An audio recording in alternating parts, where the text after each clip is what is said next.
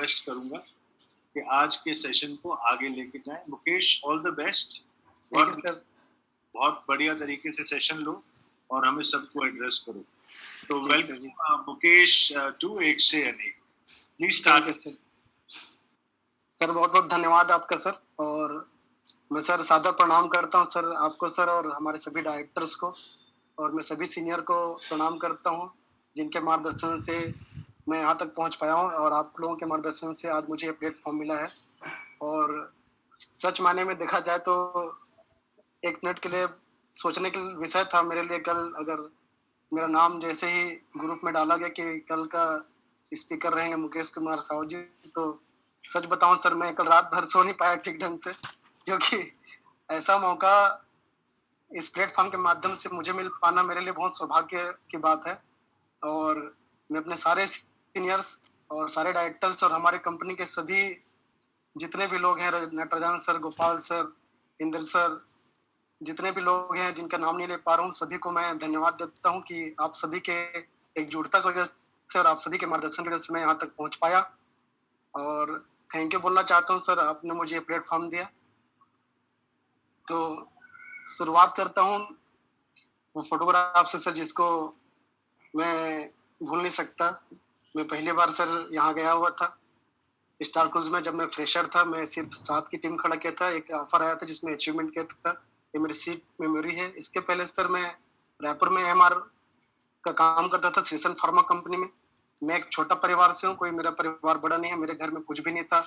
मेरे मेरे पापा जी गवर्नमेंट जॉब करते हैं और आज भी 2 साल बचा है उनका रिटायरमेंट। हम 3 भाई होते हैं और कहीं नहीं कहीं से वो हमारा जीवन पूरा का पूरा किराए में रह के हमने बिताया अपने लाइफ को।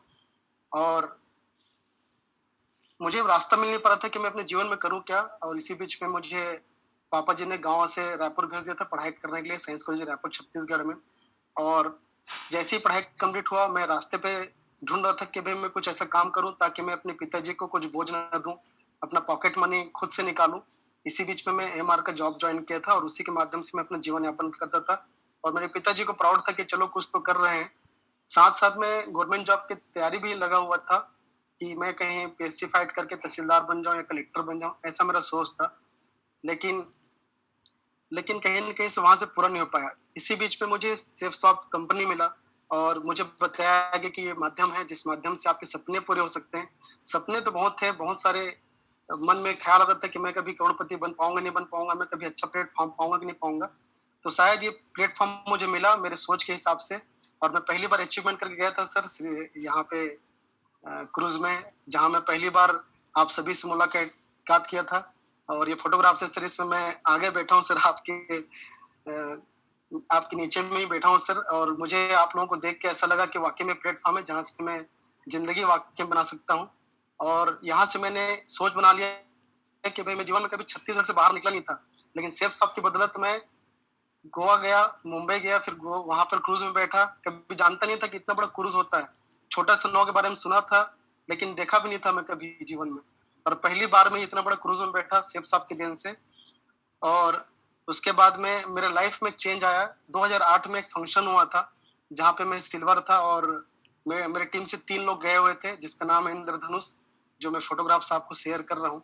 जिसमें मैं पहली बार इतना भीड़ देखा, लोगों को उत्साह देखा, कितने सारे लोग पागल की तरह सिर्फ सेफ शॉप का जयकार लगा रहे थे, जिंदगी बदलने के बारे में सोच रहे थे। कि मैं मतलब वहां पे देख रहे थे बहुत लोगों को कि हम लोग सभी लोग यही बोलते थे कि हम लोग यहाँ जिंदगी बदलने के लिए आए हैं।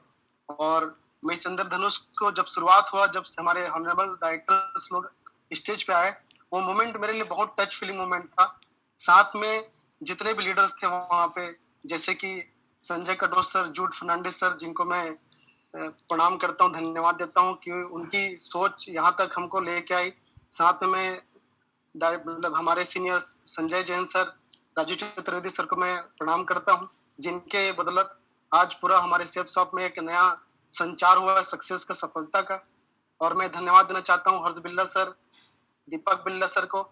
इनके मार्गदर्शन से आज बहुत सारे लीडर्स सफल होते जा रहे हैं और हम उनको देख के आज इतना दूर आए हैं। और मैं पहली बार इंद्रधनुष में इतने सारे लीडर्स को देखा एक मंच पर, बड़ा अच्छा लगा और आनंद की पूर्ति हुई कि मुझे लगा कि वाकई में ये प्लेटफॉर्म वो है जहां से एक सामान्य आदमी सक्सेस हो सकता है, एक सामान्य आदमी भी इस ऊंचाई तक पहुंच सकता है। आज भी वो दिन, मतलब वो दिन याद आता है मुझे कि सर लोग बोला करते थे कि ये एक दिन नंबर 1 कंपनी बन के दिखाएंगे और बन के रहेगा। वो दिन याद है मुझे, एक सर आए थे जो बोल रहे थे वहां पे, जो एक मूवी में थे स्वदेश मूवी, शायद वो मूवी के नाम याद नहीं आ रहा है।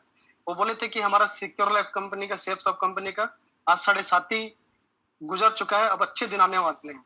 आज मुझे वो दिन याद आता है। वाकई में आज हमारी सेफ सब कंपनी इतने दिन, आज 20 साल आज सफर कर ली, कितने ऊपर नीचे बदलाव आया, बहुत सारे लोग आए, बहुत सारे लोग छोड़ के गए, बहुत सारे लोगों की सोच बदली, लेकिन आज हमारे डायरेक्टर्स, हमारे इतने सारे सीनियर्स, मैं रिस्पेक्ट करना चाहूंगा, सीनियर को प्रणाम करना चाहता हूँ, पटेल सर को, जिनके मार्गदर्शन से मैं यहाँ तक पहुंचा और जिन्होंने मुझे उंगली पकड़ के यहाँ तक लेके आए। और इसी इंद्रधनुष से मेरा लाइफ में चेंज हुआ और धीरे करते करते मैं मेहनत करते गया, उन सभी बातों को फॉलो किया जो सारे सीनियर जो आप देख रहे हैं उन्होंने जो बताया, उनके वीडियोस मुझे मिले थे, उनके ऑडियो ट्रेनिंग मिला था। मैं कभी दिल्ली गया नहीं था, ये पहली बार मैं दिल्ली गया था और मैंने शुरुआत के काम को, और धीरे धीरे करके आप फोटोग्राफ देख सकते हैं कि मैं सिल्वर बना, फिर गोल्ड का रिकॉग्निशन नहीं हुआ था उस समय, मैं सीधा पर्ल बन गया था, पर्ल के बाद टोपाज बना, टोपाज के बाद एमरल्ड बना। एक एक करके अपने पायदान को आगे बढ़ते हुए मैं मेहनत कर करके जो बात बताते चले जा रहे थे सीनियर्स, उसको फॉलो कर रहा था। कहीं ना कहीं सीनियर्स यही बोलते थे कि अपना दिमाग लगाओगे तो फेल हो जाओगे, और निश्चित तौर पर मैं बहुत लोग देखा कि जो लोग दिमाग लगाते थे वो कहीं ना कहीं पीछे हट जाते थे, फेल हो जाते थे। और बस उसी मार्ग से मैं चलते गया, मैं दिमाग नहीं लगाया और एक समय ऐसा आया कि मैं डायमंड बना। मुझे बहुत अच्छा लगा, मुझे सीनियर लोगों ने रिकॉग्नाइज किया और एक अच्छा प्राउड फीलिंग हुआ, क्योंकि मेरे खानदान में आज तक कभी किसी को पगड़ी नहीं पहनाया गया था सक्सेस को लेके। वो सफलता मुझे वहां पे मिला। साथ में मेरे खानदान में कभी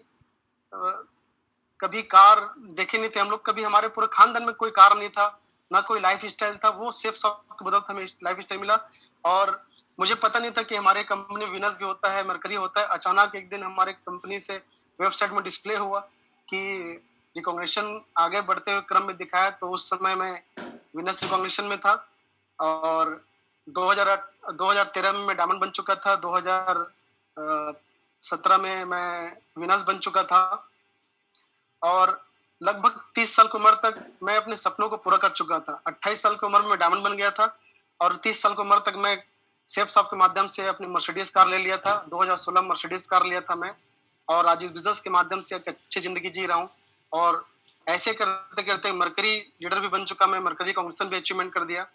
दोस्तों, मैं आप सभी लोगों को मैं ज्ञान तो नहीं दे सकता, क्योंकि आज मेरा मतलब शायद मुझे ऐसा लग रहा है कि इतने सारे सीनियर मेरे सामने बैठे हुए हैं, एक डर भी है, एक घबराहट भी है, क्योंकि मैं आज तक मुझे ऐसा लीडर्स के सामने बोलने का मौका नहीं मिला था। हाँ, लेकिन आप मेरे पार्टनर्स, बहुत सारे लोग पार्टनर्स हैं, बहुत सारे डायमंड्स हैं। कहीं ना कहीं से हम सब लोग डायमंड बन जाते हैं, आगे बढ़ जाते हैं, विनस बन जाते हैं, मरकरी बन जाते हैं। मेरी बहुत सारी टीम है यहाँ पर, जिन लोग मुझे सुन रहे होंगे शायद। थोड़ी सी एक बात थी जो आप लोग शायद मीटिंग लेते हैं, बताते ही हैं कि सेफ शॉप क्यों करते हैं हम लोग, वाई सेफ शॉप, हम सेफ शॉप में काम क्यों करते हैं। क्योंकि हम बताते हैं कि एक ग्लोबल प्लेटफॉर्म है, एक अच्छी अपॉर्चुनिटी है जहां से हम जनरेशन बदल सकते हैं अपना। वाकई में हम जनरेशन बदल रहे हैं। क्यों? क्योंकि पहले हम नौकरी के रास्ते पर चलते थे, पहले किसी और दुकान खोलने के रास्ते पर चलते थे, अनेक प्रकार के रास्ते में चलते थे। लेकिन एक प्लेटफॉर्म हमारे डायरेक्टर्स ने इतना अच्छा प्लेटफॉर्म बनाए, और उसके मार्गदर्शन के लिए हमारे जितने भी सीनियर्स लीडर्स हैं उन्होंने मार्गदर्शन दिए, जिसके बदौलत आज वाकई में जनरेशन बहुत बदल रहा है। आज लोगों को नौकरी ढूंढने की जरूरत नहीं पड़ रही है, जैसे हमारी तरह लीडर्स को नौकरी ढूंढने की जरूरत नहीं पड़ रही। हमारे अंदर काबिलियत है, हमारे अंदर टैलेंट है। अगर उस टैलेंट को अगर हम सेफ शॉप में लगाते हैं अपने सपनों को पाने के लिए, ये सेफ शॉप अपने सपनों को पाने के लिए, हकीकत पूरा करने के लिए एक प्लेटफॉर्म है। और वाकई में एक इतिहास बनाने वाली लाइफ स्टाइल देती है हमारी सेफ शॉप कंपनी। जैसे कि मेरा रियल मायने में देखा जाए तो मेरे खानदान में मैंने वाकई में एक इतिहास लिखा है, क्योंकि हमारे घर में कुछ नहीं था, बस सिर्फ जीवन यापन चलता था, जरूरत की चीजों के लिए हमें परेशानी झेलना पड़ता था। लेकिन ये बिजनेस के माध्यम से वाकई में सब कुछ पूरा हो रहा है। जैसे कि आज मैंने बहुत सारे अचीवमेंट किए, जैसे आप सभी लोग भी अचीवमेंट किए, जिसको हमेशा सुनते आ रहे हैं। जैसे फ्यूचर है, हेल्थ है, आज हमारा फ्यूचर अच्छा हो गया, हमारा स्वास्थ्य अच्छा, हम एक्सरसाइज करने के लिए हमारे पास टाइम होता है, कार है हमारे पास में, अच्छे अच्छे कार है, घर है, अच्छी फैमिली को हम लोग हमेशा फॉरेन ट्रिप करा रहे हैं, विदेश यात्रा करा रहे हैं, प्लस हम भारत में घूम रहे हैं, सारे डायमंड्स घूम रहे हैं। ये अच्छी बात है। जो अचीवमेंट है, ज्यादा अचीवमेंट के बारे में बात नहीं करूंगा, ये आप काम करते रहेंगे, हम काम करते करते यहाँ तक पहुंच गए, ये ऑटोमेटिकली हमें सफलता मिल गई। ये सब कुछ अपने आप हमारे डायरेक्टर्स, हमारे सीनियर के मार्गदर्शन से सब कुछ मिल जाता है। लेकिन बात आती है, जैसे कि मैं बात करूं कुछ लॉकडाउन के बारे में, जैसे आज लॉकडाउन का माहौल चल रहा है, पूरा दुनिया आज कोरोना वायरस से ग्रसित है। आज सभी लोग परेशान है कि कल क्या होगा, हमारा भविष्य क्या होगा। सभी लोग जीरो बन के बैठे हुए हैं। कोई हमारा हमसे आगे बढ़ के, हमसे आगे दौड़ नहीं रहा किसी बिजनेस में, न किसी कार्य पे। सभी के सभी अपने घर में लॉकडाउन का फॉलो कर रहे हैं। तो मैं कुछ तो सिखा नहीं पाऊंगा, लेकिन थोड़ी सी मेरी बात थी जिसे मैं आप सबके बीच रखना चाहूंगा। जैसे कि बात करूं, मैंने सर इस लॉकडाउन को मैंने कंसंट्रेशन कैंप का नाम दिया है। कंसंट्रेशन कैंप इसलिए क्योंकि हम लोग सेफ शॉप में काम कर रहे हैं, पिछले 10-12-13 साल से मैं काम कर रहा हूँ, और सारे डायमंड्स लीडर्स यहाँ पे हैं, या ऊपर जितने भी लीडर्स हैं, सभी लोग काम करते हैं। मुझे मालूम है हम सब लोग इतने व्यस्त थे आज से, लॉकडाउन होने से पहले, कि क्या ट्रेन लेने जाना है, फॉलोअप करना है। मतलब रात दिन हम एक करते थे, सीनियर से जूनियर से बात करने में, कुछ न कुछ मार्गदर्शन देने में। लगातार हम काम में इतने बिजी थे कि हम अपने बारे में सोचने के लिए हमारे पास टाइम नहीं था। तो कहीं ना कहीं से आज अगर ये लॉकडाउन को मैं बोलना चाहूंगा, ये लॉकडाउन हमारे लिए हुआ है।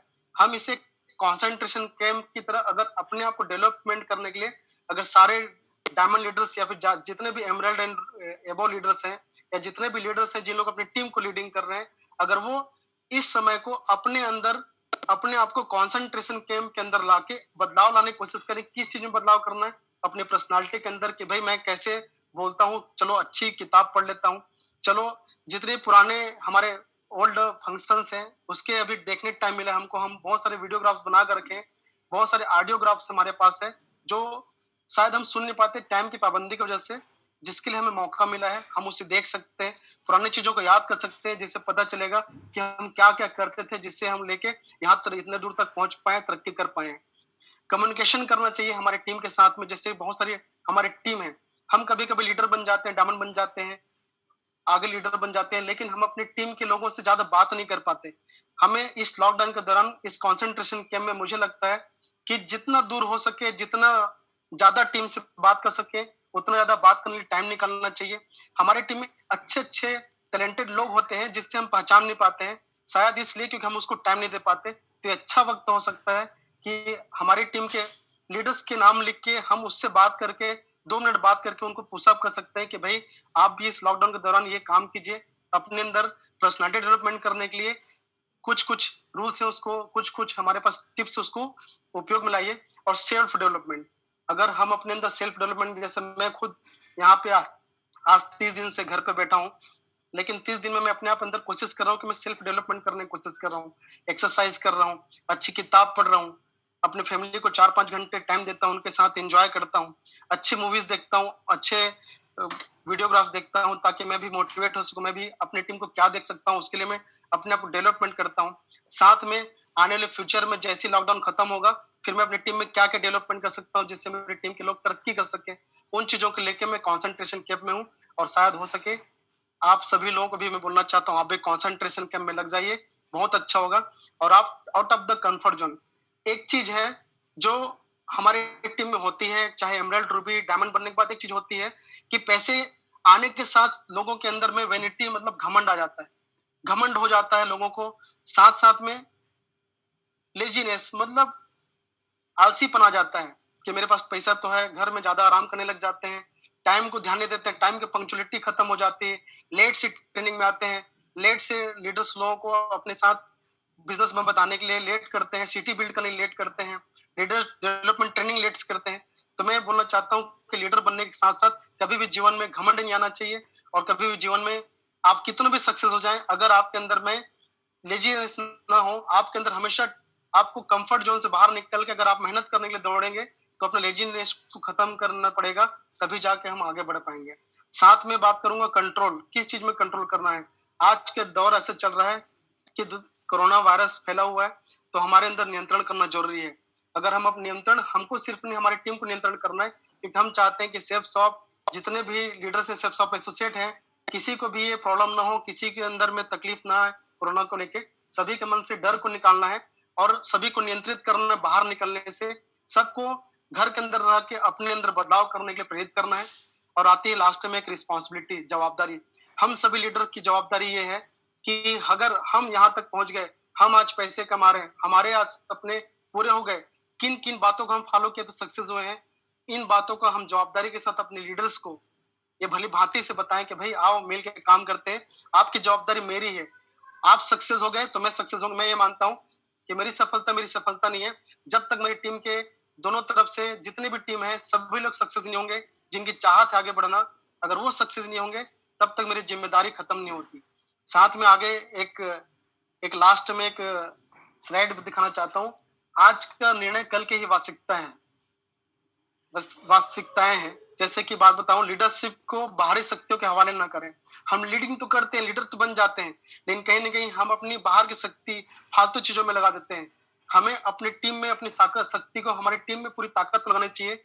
आपके पास शक्ति होती है इसको बेहतर बनाने के लिए या फिर बदतर बनाने के लिए, तो कहीं ना कहीं हमें बेहतर बनाने के लिए अपने लीडरशिप को रखना पड़ेगा, उसके हवाले नहीं करना है गलत शक्ति के पीछे।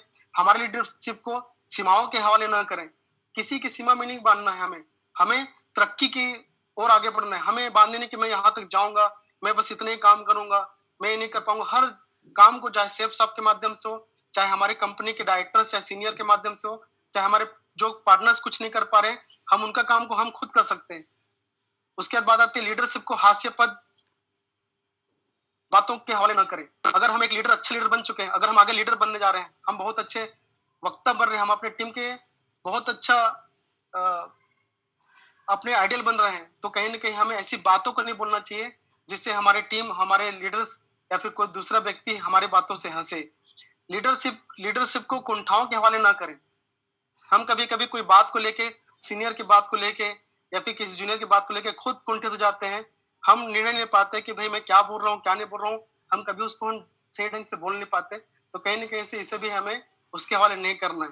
लीडरशिप को कल्पनाओं के हवाले न करें। मेरे ख्याल से आप अगर लीडर बनते जा रहे हैं तो सपनों के साथ, एक ईमानदारी के साथ, सच्चाई के साथ हमें काम करना चाहिए और सच बातें बोलना चाहिए। अगर मुझे आगे बढ़ने मेरे सपने हैं तो सपने को पूरा करने के लिए, हकीकत में करने के लिए आगे बढ़ना चाहिए। लीडरशिप को डरों के हवाले खत्म नहीं करना है। हम खुद लीडर हैं। कभी कभी मैं देखता हूँ कि हमारे बीच बहुत सारे लीडर्स होते हैं, लेकिन लीडर के साथ साथ वो डरते भी हैं, स्टेज में जा नहीं पाते, ट्रेनिंग नहीं ले पाते, लीडर्स लोगों को मतलब ग्रुप मीटिंग नहीं कर पाते, हमेशा अपने आप को देखते रहते हैं कि वो सीनियर आके ही करेंगे। जवाबदारी उठाओ, डरो मत। साथ में बाहरी आवरण होती, बाहरी कंपनीज आती है, थोड़ी सी कुछ कंपनी आके मार्केट में काम करने लग जाती है तो हम लोग डरने लग जाते हैं। तो शायद हमें डरना नहीं है। हम खुद अगर लीडर डरने लग जाए कि माहौल क्या हो रहा है, कैसे बिगड़ रहा है, तब हमारी कंपनी, हमारे सिस्टम और हमारे लोग को कौन संभालेगा। हमें नहीं डरना है। साथ में लीडरशिप को गलतियों के हवाले नहीं करना है। गलतियां होती है, बहुत सारी गलतियां होती है, टीम में होती है, हमसे गलती होती है, लेकिन उस गलती को सुधारने का काम हम ही करेंगे। लीडरशिप को भाग्य के हवाले न करें। हमें भाग्य के भरोसे नहीं बैठना है। हम हमेशा ट्रेनिंग देता है, जैसे अगर मैं किसी को ट्रेनिंग देता हूँ, मैं अगर लीडर बन रहा हूँ, मैं आज मेहनत करके यहाँ तक पहुंचा हूँ, तो कहीं ना कहीं से भाग्य के भरोसे नहीं पहुंचा हूँ, कर्म किए हैं, मेहनत किए हैं। हम सब लोग मेहनत करके यहाँ तक पहुंचे, तो भाग्य भरोसे हमें बिल्कुल नहीं रहना है। लीडरशिप को भविष्यवाणी के हवाले ना करें। हम कभी कभी भविष्यवाणी कर देते हैं कि मैं देख लेना भविष्य में मैं हो जाऊंगा, भविष्य में भविष्यवाणी कर लेते हैं कि तू ऐसा नहीं कर सकता, तेरे अंदर में काबिलियत नहीं है, तू ये करेगा तभी ये होगा। मतलब बहुत सारी बातें हैं, आप समझ सकते हैं। आप सभी लोग ज्यादा इसको अच्छे से बताने की जरूरत नहीं है, बातों में ही आप लोग समझ जाएंगे। तो हमारी भविष्यवाणी हमें ये होनी चाहिए, हमारी भविष्यवाणी कि सिर्फ हमें कर्म करना है और कर्म की ओर आगे बढ़ना है, सपनों को संजो के, तभी जाके हम तरक्की करेंगे। लीडरशिप को दुखद अनुभव के हवाले न करें। हम कभी कभी डायमंड बन जाते हैं, हमारे चेक्स कभी कभी कम आने जाते हैं, तो हम दुख में चले जाते हैं कि भाई मेरा पैसा नहीं आ रहा है, मैं तकलीफ में हूँ, मैं फॉलो नहीं कर पा रहा हूँ, मेरे एक लेख कम पड़ रहा है, एक लेख ज्यादा हो रहा है, मैं तरक्की नहीं कर पा रहा हूँ। सर मतलब सीनियर के पास में दुखों का भंडारा लेकर जाते हैं, कहीं ना कहीं से अपने आप को पीछे कर डालते हैं। तो हम लीडरशिप हैं, हम लीडर हैं, हमारे लीडरशिप को इन सभी जो 10 बात मैंने बताए, इनको लेके ग्रहण मत लगाना। इन बातों को लेके कभी जिंदगी में ग्रहण नहीं लगना चाहिए। मैं हमेशा इन चीजों को अपने टीम में फॉलो करता हूँ और हमेशा अपने लीडर्स को, अपने जितने भी टीम लीडर्स बनते जाते हैं उन सभी को बोलता हूँ कि भाई आपको इन 10 पॉइंट को हमेशा याद रखना है। आपको इनमें से कोई भी चीज हावी नहीं होना चाहिए। तरक्की करना है तो एक ही रास्ता है, सपने देखो, ईमानदारी से काम करो, सीनियर की बात को मानो और आपस में कभी मतभेद मत होना। जो सीनियर करते जा रहे हैं, जो कंपनी करती जा रही है, उसे चुपचाप आंख बंद करके फॉलो करो, सफलता हमेशा अपने आप मिलती चली जाएगी। और इन्हीं कारणों से मैं यहाँ तक पहुंचा हूँ और तभी जाके एक स्ट्रॉन्ग टीम खड़ी होती है। और थ्रो आउट टेंशन, इन सभी टेंशन को खत्म करना। अगर हम लीडर हैं और हम खुद लीडर बन के टेंशन में रहेंगे और टेंशन देते रहेंगे टीम को, तो हम कैसे सक्सेस होंगे। इसलिए हमें स्टार्ट करना है, हार्ड वर्किंग करना है अपने अंदर, इस कॉन्सेंट्रेशन को लेके, तब जाके हम सक्सेसफुल लाइफ जी पाएंगे।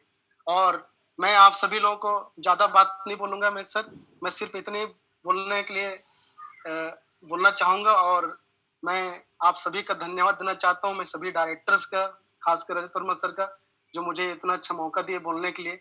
शायद मेरी आवाज सबको सुनाई दी होगी, ऐसा लगता है। और सारे हमारे सीनियर्स को मैं धन्यवाद देना चाहता हूँ। और नटराजन सर और इंदर सर और जितने भी हमारे स्टाफ है कंपनी से सबके, उन सबको धन्यवाद देना चाहता हूँ कि आप सब लोग मिलके मुझे एक अच्छा मार्ग दिए, एक अच्छा रास्ता दिए, जिसकी वजह से मैं यहाँ तक पहुंचा हूँ। बहुत बहुत धन्यवाद sir. Thank you sir. Thank you so much Mukesh, thank you thank you thank you. बहुत ही शानदार सेशन। और how to build a team, how to continue to build a strong team. And अब सी अक्षर का बहुत महत्व हो गया हमारे लाइफ में। C for corona, C for COVID. लेकिन हम एक से अनेक में कोरोना की बात नहीं करते। लेकिन टीम बिल्डिंग जो है, या टीम बिल्डिंग जो हम करते हैं, what are the 7 C's of building a team.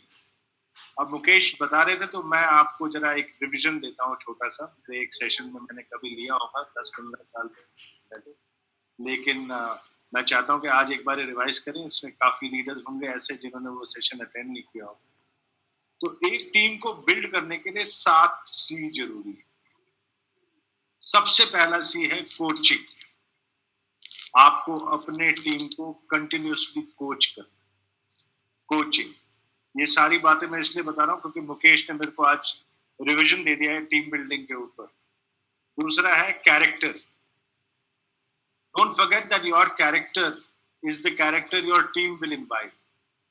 आप ही का कैरेक्टर है जो आपकी टीम के अंदर वही कैरेक्टर बनेगा। तो पहला सी था कोचिंग, दूसरा है कैरेक्टर, तीसरा सी है कम्युनिकेशन। आपकी टीम के साथ आपकी कम्युनिकेशन बिल्कुल क्रिस्टल क्लियर होनी चाहिए। हमेशा clear communication, communication which is not at all confusing, communication which always gives the same message to everybody. It should not be like a Chinese whisper. कई साल पहले हमने चाइनीज विस्पर की game खेली थी अपने अपने किसी ट्रेनिंग में, आप लोगों को याद होगा। तो communication has to be clear, concise and always very very very very comfortable for the team to understand. चौथा जो आपका सी है वो है कमिटमेंट। आपकी कमिटमेंट होनी चाहिए आपके टीम के प्रति। जो आप टीम बिल्ड कर रहे हो उसमें 100% कमिटमेंट होनी चाहिए। जो आपकी कमिटमेंट है वही आपके टीम की कमिटमेंट बनेगी, और वो कमिटमेंट आपके टीम की एक एक आदमी के अंदर चलती है। तो हमने कहाँ तक बोला था? सबसे पहले क्या था? कोचिंग, फिर था कैरेक्टर, कैरेक्टर के बाद है कम्युनिकेशन, कम्युनिकेशन के बाद है कमिटमेंट, पांचवा जो सी है वो है कंटेजियस एनर्जी। जो आपकी एनर्जी है वो ऐसे होनी चाहिए कि इतनी कंटेजियस होनी चाहिए जैसे कोरोना वायरस कंटेजियस। आप किसी को छू लो तो वो एनर्जी उसके आदमी के अंदर भर जानी चाहिए। वो इतना एनर्जेटिक हो जाए, इतना एनर्जेटिक हो जाए, और वो आपसे झलकनी चाहिए। तो आपकी एनर्जी जो है कंटेजियस होनी चाहिए, और वो एनर्जी हर पूरे टीम के अंदर जो है, आप जब टीम बिल्ड कर रहे हैं हर इंसान के अंदर वो एनर्जी आनी चाहिए। तीसरा है केयरिंग। जो आपका छठा सी है वो है caring. You cannot build a team without caring for your team. You have to genuinely care for your team. Continuously care for your team. Caring is one of the most important aspects of a team. It's like a family. If you care for your family will continue to prosper, your family will continue to grow, your family will continue to excel. So the sixth C is caring. And the seventh and the most important C, which we often forget, is consistency. You have to be consistent in whatever you do. As a team leader, you cannot be excellent one day and absolutely average the other day. Your consistency is extremely important. जो भी आप करें, जो भी आप meetings लें, trainings लें, seminars लें, प्रेजेंटेशंस लें, जो भी करें वो कंसिस्टेंटली एक ही कैटेगरी के होने चाहिए, एक ही लेवल के होने चाहिए, एक ही तरीके के होने चाहिए. ऐसा नहीं हो सकता कि एक दिन आप सुपर एक्सीलेंट हैं और दूसरे दिन आप अपने टीम के बारे में बॉदर ही नहीं करते. तो अभी मैं एक बार इस सारे सीज को रिपीट करता हूँ. 7 C's of today, inspired by Mukesh's team building exercise. Coaching is the first C. मैं ग्रुप्स में डाल दूंगा, आपको लिखने की जरूरत नहीं है. Character is the second C. Communication is the third C. Commitment is the fourth C. Contagious energy is the fifth C. Sixth C is caring. And seventh C is consistency. These 7 C's will help you build an absolutely amazing team. And these are the 7 C's, or the secret behind building a super team. So remember these 7 C's.